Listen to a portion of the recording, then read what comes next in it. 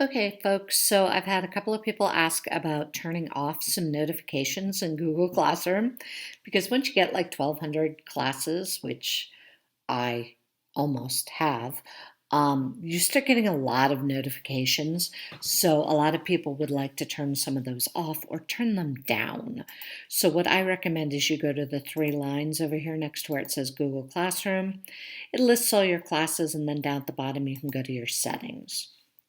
And this is where you're going to mess with your stuff. So here are my notification settings.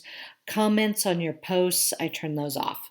So that if kids do make comments, mind you, I tend to lock my kids out of making comments on posts anyway.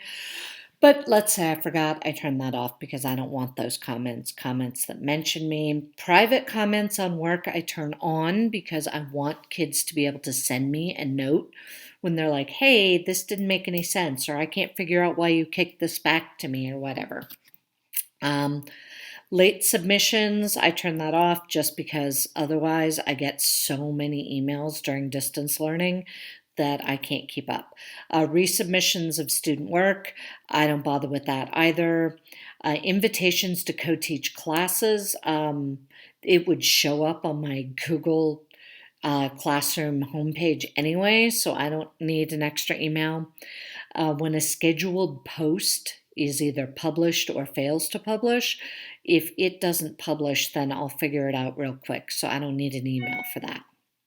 As far as class notifications, you can actually turn notifications on or off by class.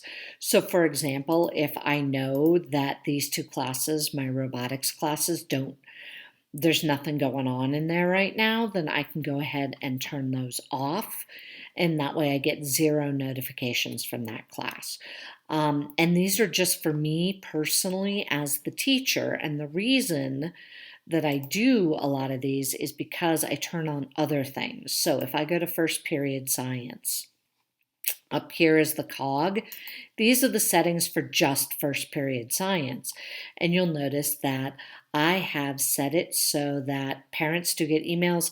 I hide the notifications so my stream doesn't get all filled up with, oh, she posted something for you to work on and stuff like that. And I make it so only I can post and comment on things.